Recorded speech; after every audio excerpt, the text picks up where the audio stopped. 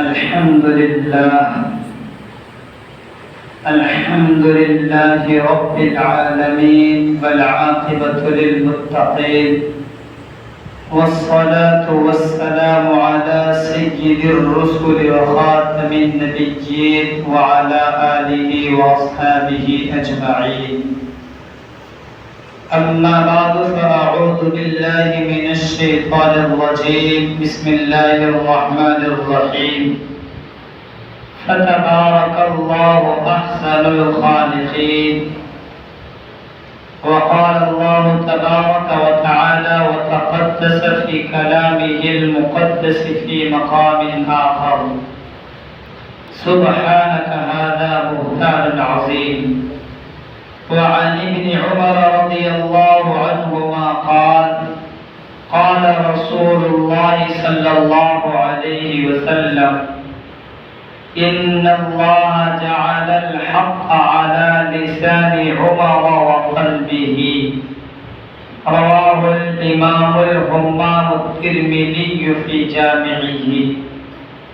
صدق الله العلي العظيم وبلغنا رسوله النبي الأمي الكريم، ونحن على ذلك لمن الشاهدين والشاكرين، والحمد لله رب العالمين. اللهم صل على محمد وعلى آل محمد كما صليت على إبراهيم وعلى آل إبراهيم إنك حميد مجيد. اللهم بارك على محمد وعلى آل محمد كما باركت على إبراهيم وعلى آل إبراهيم إنك حميد مجيد. دنیائے عدالت میں تیرا نام رہے گا، دنیائے عدالت میں تیرا نام رہے گا، فاروق تیرے نام سے اسلام رہے گا. محترم و مکرم معزز سامعین کرام و حضرات مسلیان عظام، میری آواز، میرے خطاب اور میری تقریر کو اپنے اپنے گھروں میں بیٹھ کر سننے والی خواتین اسلام اور عزیز من معصوم پیارے بچوں، السلام علیکم ورحمۃ اللہ وبرکاتہ. آج اسلامی مہینوں میں سے 12واں مہینہ یعنی ذی الحجہ کی 25ویں تاریخ ہے، اور اسی مہینے کی 26ویں قول کو اور ایک قول کے مطابق 27ویں تاریخ کو خلیفہ ثالث مراد رسول داماد علی خلیفۃ المسلمین سیدنا عمر فاروق رضی اللہ تعالی عنہ پر حملہ ہوا، اور 3 دن کی بیماری کے بعد یکم محرم الحرام سن 21 ہجری کو آپ رضی اللہ تعالی عنہ نے جام شہادت کو نوش فرمایا. اور چونکہ آج 25ویں تاریخ ہے اور ٹھیک 2 دن کے بعد حضرت عمر فاروق رضی اللہ تعالی عنہ پر حملے والی تاریخ آتی ہے، اور کچھ ہی دنوں کے بعد پھر آپ رضی اللہ تعالی عنہ کی شہادت کی بھی تاریخ آتی ہے. اسی مناسبت سے آج میں نے اپنی تقریر اور اپنی بات کے موضوع اور عنوان کو سیدنا عمر فاروق رضی اللہ تعالی عنہ کی خصوصیت سے معنون کرنے کی سعادت حاصل کی ہے کہ حضرت عمر فاروق رضی اللہ تعالی عنہ کون ہے. تو اس کے لیے امیر شریعت سید عطا اللہ شاہ بخاری رحمہ اللہ ایک جملہ فرمایا کرتے تھے یوں تو نبی پاک صلی اللہ علیہ وسلم کے کئی سارے محبین، متبعین اور فرمانبرداران ہیں،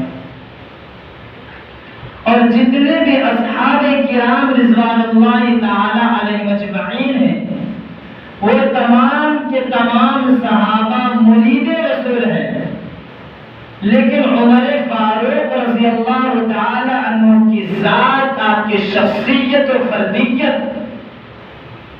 وہ فردیت ہے، وہ شخصیت ہے جو مرید رسول ہونے کا تو شرف حاصل کیے ہوئے ہے ہی، ساتھ ساتھ میں اس بات کی بھی آپ رضی اللہ تعالی عنہ کو سعادت حاصل ہے کہ آپ رضی اللہ تعالی عنہ مراد رسول ہیں، یعنی تمام صحابہ مرید رسول، لیکن حضرت عمر فاروق رضی اللہ تعالی عنہ مرید رسول ہونے کے ساتھ ساتھ مراد رسول ہیں۔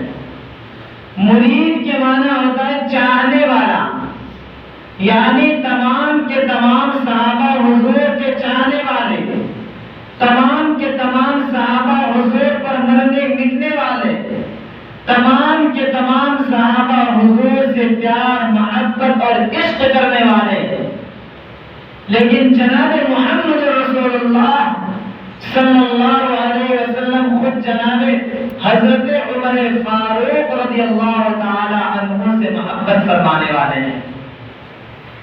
اب حضرت امیر شریعت سید عطا اللہ شاہ بخاری رحمہ اللہ کا یہ جملہ کہاں تک درست، کہاں تک سچ ہے؟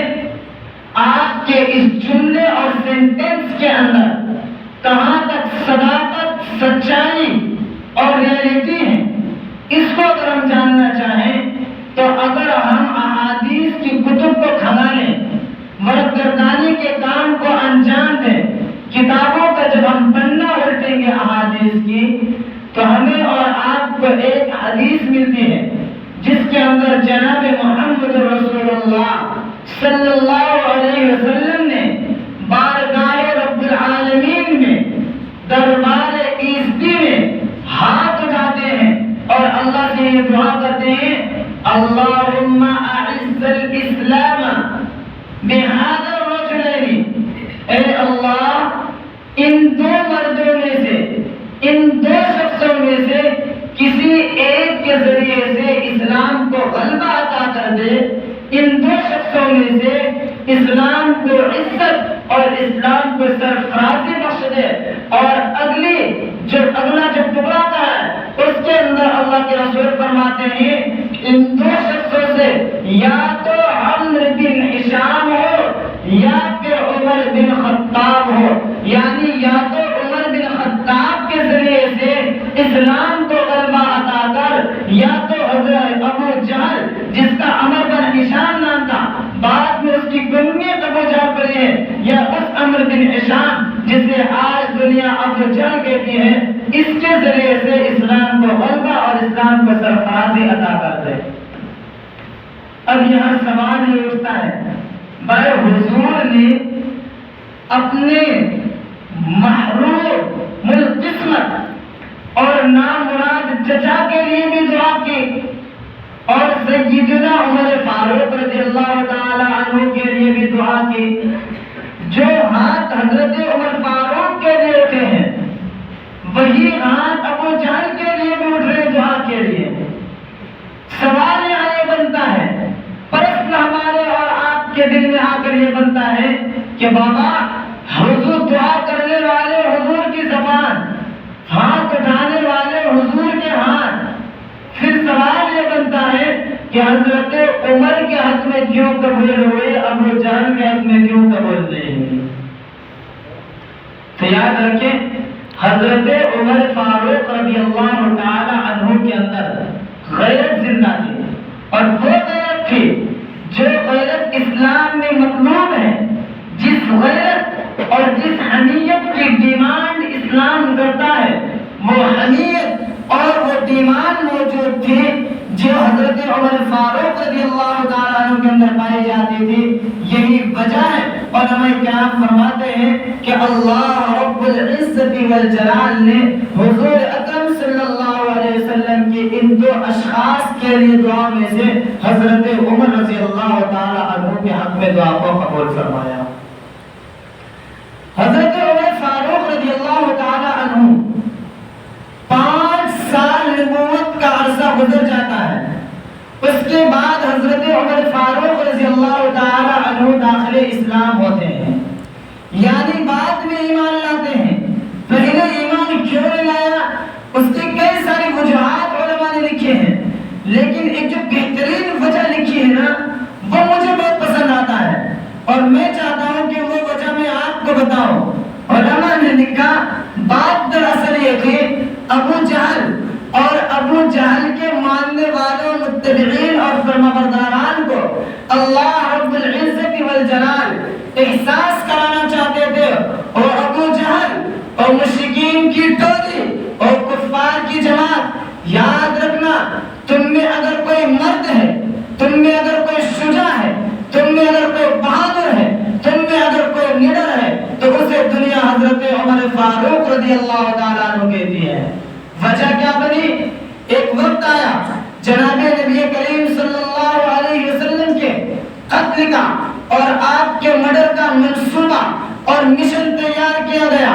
اس منصوبے کے اندر، اس پنچایت کے اندر جتنے اشخاص تھے، جتنے ممبران تھے، جتنے لوگ جمع تھے، ان میں سے کسی کی یہ ہمت نہیں تھی، کسی کے اندر یہ جرأت، سکت، ہمت، طاقت نہیں تھی جو یہ کہہ سکتا میں حضرت محمد رسول اللہ صلی اللہ علیہ وسلم کے سر قلم کرنے کی جسارت کروں گا۔ یہ کسی کے اندر جرأت نہیں تھی۔ سیدنا عمر فاروق رضی اللہ تعالی عنہ وہ ایک لوتے مرد تھے جنہوں نے کہا کہ محمد رسول اللہ صلی اللہ علیہ وسلم کو میں قتل کروں گا۔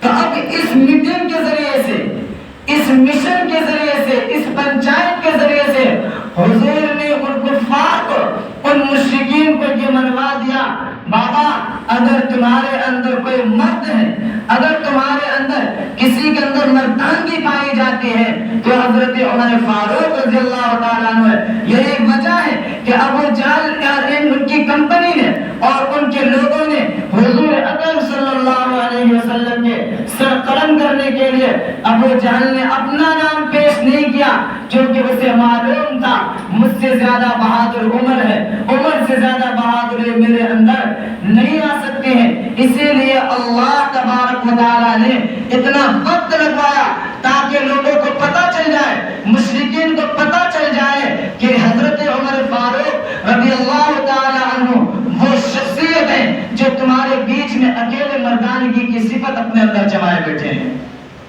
بہرکیف حضرت عمر فاروق رضی اللہ تعالی عنہ اس پنچایت کے بعد، اس میٹنگ کے بعد اس بات کے لیے تیار ہوتے ہیں کہ جناب محمد رسول اللہ صلی اللہ علیہ وسلم کو قتل کریں گے، اور وہاں سے نکل بھی جاتے ہیں۔ یہ بہت پرانا واقعہ ہے اور یہ بار بار آپ سنتے رہتے ہیں۔ میں اصل میں مین پوائنٹ پر لانا چاہتا ہوں، اس واقعے سے میں یہ بتانا چاہتا ہوں کہ تمام صحابہ مرید رسول ہیں، لیکن جناب حضرت عمر فاروق رضی اللہ تعالیٰ عنہ مرید رسول ہی نہیں بلکہ مرید رسول ہونے کے ساتھ ساتھ مراد رسول بھی ہیں۔ اب دیکھیں حضرت عمر فاروق رضی اللہ تعالیٰ عنہ کو حضور نے مانگا ہے، حضرت عمر فاروق کا نام لے کر حضور نے چاہا ہے، حضور نے پیار کا اظہار کیا ہے، تب جا کر کے حضرت عمر فاروق رضی اللہ تعالیٰ عنہ ایک بہانے سے داخل اسلام ہوتے ہیں۔ تو یہ حدیث اور اللہ کے رسول صلی اللہ علیہ وسلم کی دعا بتاتی ہے کہ جناب حضرت عمر فاروق رضی اللہ تعالی عنہ مراد رسول ہیں، باقی تمام صحابہ مرید رسول ہیں۔ اس کے بعد اس سے بھی بڑھ کر اگر حضرت عمر فاروق رضی اللہ تعالی عنہ کی ہم اور آپ شان کو سمجھنا چاہیں تو میں ایک جملہ کہا کرتا ہوں، میں حضرت عمر فاروق رضی اللہ تعالی عنہ اتنی بڑی شخصیت ہے، اتنی بڑی ہستی ہے کہ حضرت عمر فاروق کے اس سوچ پر، حضرت عمر فاروق کی سوچ پر اور آپ کے وچار پر قرآن کی آیت اترتی ہے. حتیٰ کہ کئی مرتبہ تو ایسا ہوا کہ حضرت عمر فاروق نے جملہ پہلے بولا اور قرآن کی آیت بن کر وہ بعد میں اترا ہے.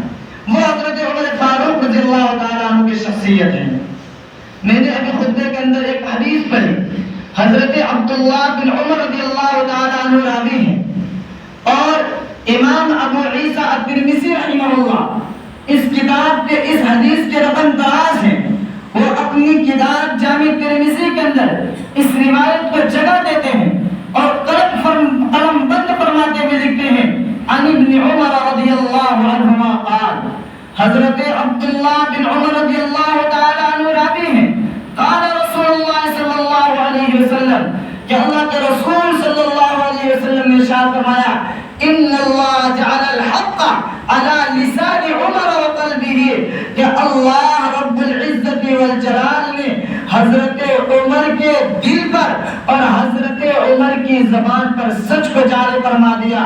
جس کو میں بولا کرتا ہوں، عمر رضی اللہ تعالی عنہ وہ ہے جن کے بارے میں حضور نے کہا، اور حضور یہ کر کہتے ہیں کہ اللہ نے کہا، جسے حدیث قدسی کہا جاتا ہے. اس حدیث قدسی کے اندر حضور نے کہا، حضور کہتے ہیں اللہ نے کہا ان اللہ جعل الحق علی لسان عمر وقلبہ. عمر بولتا بھی ٹھیک ہے، عمر سوچتا بھی ٹھیک ہے. عمر بولتا بھی ٹھیک ہے، عمر سوچتا بھی ٹھیک ہے. بولنے کا کام زبان کا ہے، سوچنے کا کام دل کا ہے. اللہ فرماتے ہیں ان اللہ جعل، حضور فرماتے ہیں ان اللہ جعل الحق علی لسان عمر وقلبہ. اللہ نے حضرت عمر کی زبان پر بھی حق کو جاری کر دیا، حضرت عمر کے دل پر بھی حق کو جاری کر دیا. اسی کو میں نے کہا، اللہ حضور فرماتے ہیں کہ اللہ نے فرمایا کہ عمر بولتا بھی ٹھیک ہے، عمر سوچتا بھی ٹھیک ہے. اب میں آپ کو بتاتا ہوں کہ حضرت عمر بولتے کیسے ٹھیک ہے، عمر سوچتے ٹھیک کیسے ہیں.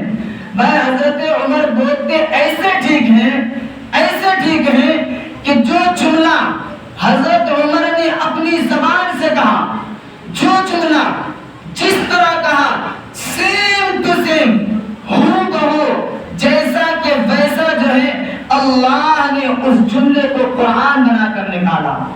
آئیے ایک واقعے کی طرف جاتے ہیں. سورہ نور کھولتے ہیں. سورہ نور کے اندر اللہ رب العزت والجلال نے اما عائشہ صدیقہ رضی اللہ تعالی عنہا کی پاک دامنی اور آپ کی عفت کا تذکرہ فرمایا ہے. ایک وقت آیا تھا، میں پورے واقعے کو نہیں جڑوں، میں اصل استدلال آپ کے سامنے لانا چاہتا ہوں. کسی سفر کے اندر اما عائشہ صدیقہ رضی اللہ تعالی عنہا نے جو اپنے گلے کے اندر قلادہ اور ہار پہنا ہوا تھا، وہ ہار آپ کے گلے سے گر گیا، اور اما عائشہ صدیقہ رضی اللہ تعالی عنہ چونکہ ہلکی پھلکی تھی اور جس سواری پر جس اونٹ پر جاتے تھے اس میں ایک کجاوا بنا ہوا کرتا تھا، اس کے اندر امی عائشہ بیٹھے کرتی تھی جو کہ ہلکی پھلکی ہوتی. صحابہ نے جب وہ کجاوا اٹھایا ان کو لگا کہ امی عائشہ اسی میں بیٹھی ہوئی ہیں، حالانکہ وہ اس میں بیٹھی ہوئی نہیں تھی، اور قافلہ آگے چلا گیا اور امی عائشہ ادھر ہار ڈھونڈنے میں پیچھے رہ گئی. اب اسے عبداللہ بن ابی بن سلول، یہ منافقوں کا سرغنہ، منافقوں کا سردار، اس نے الزام لگایا نعوذ باللہ من ذالک کہ جناب محمد رسول اللہ صلی اللہ علیہ وسلم کی لاڈلی اور چہیتی بیوی صدیقہ کائنات حضرت عائشہ صدیقہ رضی اللہ تعالی عنہا نے نعوذ باللہ من ذالک کسی کے ساتھ جو ہے اس طرح ان کا جو ایک طرح سے غلط سمبند اور اسی طرح سے غلط الزام ٹھہرایا ان کے اوپر. حضور اکرم صلی اللہ علیہ وسلم کافی پریشان، صحابہ کی کابینہ بلائے، ایک اسمبلی سمجھئے، ایک پنچایت بلائی گئی. اس پنچایت کے اندر تمام صحابہ سے مشورہ لیا گیا، تم کیا کہتے ہو، تم کیا کہتے ہو، تم کیا کہتے ہو. انہی مشورہ دینے والوں میں سے، پنچایت کے ممبران میں سے خلیفہ ثانی حضرت عمر فاروق رضی اللہ تعالی عنہ بھی موجود تھے. حضرت عمر فاروق رضی اللہ تعالی عنہ کہ جب مشورہ دینے کی باری آتی ہے، حضور پوچھتے ہیں عمر تمہارا کیا خیال ہے عائشہ کے بارے میں؟ تم کیا کہتے ہو؟ یہ جو پیمان عبداللہ بن ابی بن سلول اما عائشہ پہ تہمت لگا رہا ہے، الزام لگا رہا ہے، بہتان تراشی کر رہا ہے، اس بارے میں تمہارا کیا خیال ہے؟ تمہاری کیا رائے ہے؟ حضرت عمر فاروق رضی اللہ تعالیٰ عنہ نے کہا حضور میں جواب دوں گا آپ کو، لیکن بعد میں پہلے آپ میرے سوال کا جواب دیجئے۔ حضور امی عائشہ کے یہاں رشتہ آپ نے خود بھیجا تھا یا امی عائشہ کا رشتہ آپ کے پاس حضرت جبرائیل اللہ کی طرف سے لائے تھے؟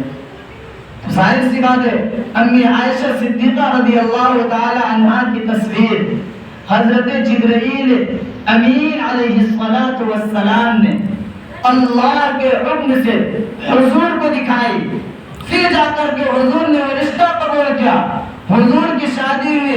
تو بھلا اگر بات یہ ہے کہ امی عائشہ کا رشتہ آپ نے خود نہیں لیا بلکہ یہ رشتہ آپ کو اللہ نے دیا، تو یاد رکھیے حضور یہ بات سمجھیے کہ اللہ تبارک و تعالی آپ کے جسم اطہر پر، آپ کے بدن مبارک پر ایک غلیظ، ایک گندی مکھی نہیں بیٹھنے دیتا۔ تو حضور یہ کیسے ہو سکتا ہے کہ کسی بدچلن اور ناپاک عورت کو، کسی بدمزاج عورت کو کسی پر الزام تراشی ہو جس کے اندر عفت نام کی کوئی چیز نہ ہو، ایسی عورت کو آپ کے بستر پر اللہ کیسے لا سکتا ہے؟ اور یہ جواب دینے کے بعد حضرت عمر فاروق نے کہا سبحانک ھذا بہتان عظیم، سبحانک ھذا بہتان عظیم، یہ بڑا الزام ہے، بڑا الزام تراشی ہے، یہ جرأت کی بات کی ہے، امی عائشہ کے ساتھ یہ نہیں ہو سکتا۔ اب میں اس کی آیت سے استدلال سمجھے، ابھی حضرت عمر فاروق نے کہا ہی تھا سبحانک ھذا بہتان عظیم کہ ادھر سے حضرت جبرائیل امین علیہ السلام تشریف لاتے ہیں اور ہو بہو وہی جملہ، وہی اسٹائل میں، وہی طرز کے ساتھ، جس طرز کے ساتھ حضرت عمر فاروق نے کہا تھا، اللہ تبارک و تعالی کی طرف سے جناب نبی کریم صلی اللہ علیہ وسلم کی ذات مقدسہ کے اوپر یہ آیت اتارتے ہیں، اے اللہ کے رسول یہ قرآن کے طور پر، اللہ کی وحی کے طور پر آپ لوگوں کو سنا دیجئے سبحانک ھذا بہتان عظیم، اسے قرآن کا حصہ بنا دیا جائے۔ اسی کو کہتے ہیں عمر بولتا بھی ٹھیک ہے، عمر سوچتا بھی ٹھیک ہے، عمر بولتا بھی ٹھیک ہے، عمر سوچتا بھی ٹھیک ہے۔ اور بابا کس پر الزام لگاتے ہو؟ کس عمر کی بات کرتے ہو؟ جس عمر کے جملے پر قرآن بن جاتا ہے، جو جملہ عمر بولے وہ جملہ قرآن بن جاتا ہے، کیا وہ ایک معمولی ہستی ہو سکتی ہے؟ وہ معمولی شخصیت ہو سکتی ہے؟ بابا وہ معمولی شخصیت نہیں ہو سکتی ہے۔ یہ حضرت عمر فاروق رضی اللہ تعالی عنہ کا اکرام ہے۔ علماء نے لکھا 22 مقامات ایسے قرآن کریم کے اندر جو حضرت عمر فاروق رضی اللہ تعالی عنہ کی منشا اور سوچ کے مطابق قرآن کی آیت اتری ہے، جو حضرت عمر کا منشا تھا، جو حضرت عمر کی سوچ تھی، حضرت عمر کی سوچ کے مطابق قرآن اترا۔ 22 مقامات ایسے ہیں اور ان 22 مقامات کے اندر کم و بیش 50 آیتیں ایسی بنتی ہیں جو موافقات حضرت عمر فاروق رضی اللہ تعالیٰ عنہ سے ہیں۔ ان آیات کو موافقات عمر کہا جاتا ہے، یعنی جس طرح حضرت عمر نے مشورہ دیا، جس طرح حضرت عمر کی سوچ تھی، ٹھیک اسی کے مطابق اللہ نے قرآن اتارا ہے۔ وہ مقام ہے حضرت عمر فاروق رضی اللہ تعالیٰ عنہ کا۔ اس سے بھی بڑھ کر ایک مثال اور میں دوں آپ کو، حضرت عمر فاروق رضی اللہ تعالیٰ عنہ ایسی شخصیت ہیں، ایسی شخصیتیں، ہم اور آپ جب دنیا میں آتے ہیں تو پتا چلتا ہے کہ ہاں بھائی کوئی آیا ہے، کسی کا بیٹا آیا ہے، کسی کا پوتا آیا ہے یا کسی کا فلاں آیا ہے، لیکن عمر فاروق رضی اللہ تعالی عنہ آئے تو بعد میں ہے، لیکن آپ کا چرچا پہلے ہوا، آئے تو امت محمدیہ بن کر، لیکن ان کا چرچا حضرت موسیٰ کی کتاب میں، ان کا چرچا حضرت عیسیٰ کی کتاب میں، انجیل میں ان کا چرچا، آپ پڑھیں گے قرآن کریم والذین معه اشداء علی الکفار رحماء بینہم تراہم رکعا سجدا یبتغون فضلا من اللہ ورضوانا ذالک مثل فی التوراۃ ومثل فی الانجیل. ان کی مثال تو تورات میں آئی ہے، ان کی مثال انجیل میں آئی ہے. اس عمر کی بات کرتے ہیں آپ. اب یہاں پر ایک پروپیگنڈا کیا جاتا ہے کہ بھائی حضرت عمر فاروق رضی اللہ تعالی عنہ کی شہادت کو محرم میں اس لیے بتایا جاتا ہے تاکہ حضرت حسین رضی اللہ تعالی عنہ کی جو ہے ویلیو، حیثیت اور جو ایک طرح سے ان کا مقام بن جائے. بھائی اگر اسلام کے اندر کسی مہینے میں 2 شہادتیں ہو جائیں تو ویلیو گھٹتی نہیں ہے بلکہ ویلیو اور بڑھ جاتی ہے. اور یہ پروپیگنڈا کیا جاتا ہے کہ حضرت عمر فاروق رضی اللہ تعالیٰ عنہ کی شہادت 27 ذی الحجہ کو ہوئی تھی، محرم میں تو ہوئی ہی نہیں تھی. تو اس کے لحاظ میں ہاں یہ بات طے ہے کہ حضرت عمر فاروق رضی اللہ تعالیٰ عنہ پر جو ابو لولو فیروز نے جو حملہ کیا ہے، مسلح نبوی پر حملہ کیا ہے، مدینہ کے اندر کیا ہے، وہ تاریخ واقعتاً 27 ذی الحجہ کی تھی. لیکن جس دن آپ رضی اللہ تعالی عنہ نے دم توڑا اور جام شہادت کو نوش فرمایا وہ تاریخ یکم محرم سن 21 ہجری کی تھی.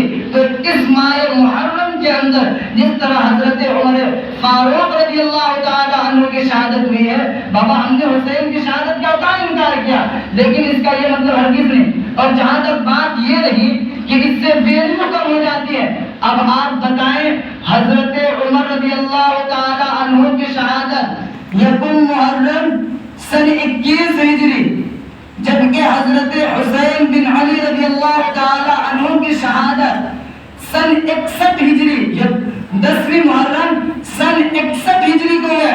37 سال پہلے ان کی شہادت ہوتی ہے. حضرت عمر فاروق رضی اللہ تعالیٰ عنہ کی شہادت محرم کے مہینے میں جو ہوئی ہے یہ 37 سال پہلے. تو آپ بتائیں جو بندہ 37 سال پہلے شہادت کی جان کو نوش فرما چکا ہو، اس بندے کی شہادت کو اس ماہ میں مان لینے سے جن کی شہادت 37 سال کے بعد جا کر کے ہو رہی ہے ان کی ویلیو کیسے کم ہو گئی؟ قاعدے کے مطابق، اصول کے مطابق اگر کسی کے اندر عقل نام کی کوئی چیز ہوگی، مائنڈ نام کی کوئی چیز ہوگی، سمجھداری نام کی کوئی چیز ہوگی، فوراً کہے گا بابا یہ تو حضرت حسین کی شہادت کو محرم میں سے بتاتے ہیں تاکہ حضرت عمر فاروق رضی اللہ تعالیٰ عنہ کی ویلیو کو کم کیا جائے. یہ ان کی بات کر رہا ہوں. ورنہ ہم تو مانتے ہیں بابا یہ جو محرم عظمت کا مہینہ ہے جس کو قرآن نے کہا نا کہ ان عدت الشہور عند اللہ 12 شهرا فی کتاب اللہ یوم خلق السماوات والارض منها 4 حرم، کہ مہینوں کی گنتی اسی دن سے جس دن آسمان کو پیدا کیا، جس دن زمین کو پیدا کیا، اسی دن سے 12 مہینے ہیں. لیکن لوگوں یاد رکھنا اسی دن سے ان 12 مہینوں میں سے ومنها 4 حرم، 4 مہینے عزت والے، 4 مہینے زیادہ ویلیو والے، 4 مہینے زیادہ حیثیت والے، 4 مہینے عظمت والے، مقام والے ہیں، ویلیوز والے ہیں. یہ تو اسی دن سے ہے جب سے زمین بنی ہے، جب سے آسمان بنا ہے تب سے یہ حال ہے. ایسا تھوڑی کہ حضرت عمر فاروق رضی اللہ تعالیٰ عنہ یا حضرت عمر حسین رضی اللہ تعالیٰ عنہ کی شہادت کے بعد یہ مقام ملا ہو. بابا ہم حضرت حسین کی شہادت کے بھی اقراری ہیں، ہم حضرت عمر فاروق رضی اللہ تعالیٰ عنہ کے بھی اقراری ہیں. یہ نہیں کہ محرم کی عظمت حسین کی شہادت سے بڑی ہو، محرم کی عظمت پہلے سے تھی. ہاں حسین اور عمر فاروق کی عظمت اس معنی میں بڑھ جاتی ہے کہ آپ کو شہادت جو نصیب ہوئی ہے وہ عزت والے، احترام والے اور اکرام والے مہینے میں ہوتی ہے. تو خیر یہ باتیں تھیں جو حضرت عمر فاروق رضی اللہ تعالی عنہ کے خصوصیات پر تھے. میں نے جان بوجھ کر آپ کی شہادت کو بیان نہیں کیا. ہم شہادت کو سنتے رہتے ہیں، سمجھتے رہتے ہیں، لیکن ان کے اندر جو حالات ہیں، جو ان کے خصوصیات ہیں، ہم ان پر بات نہیں کرتے.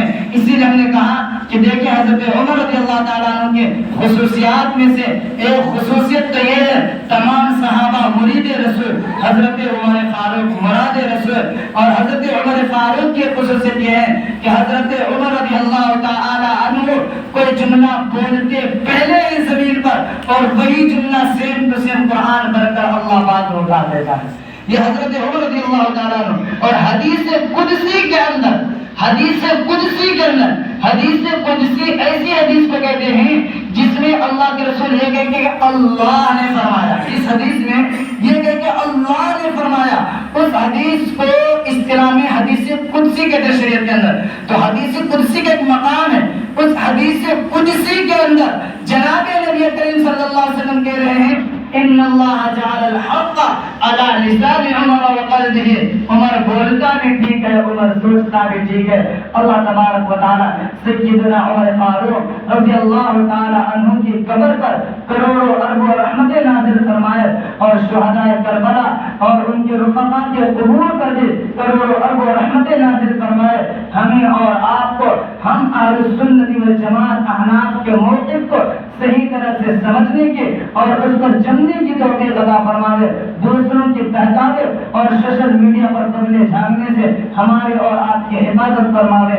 آمین. اقول قولی ھذا واستغفر اللہ لی ولکم ولسائر المسلمین فاستغفروه انه هو الغفور الرحیم. وآخر دعوانا الحمد للہ رب العالمین.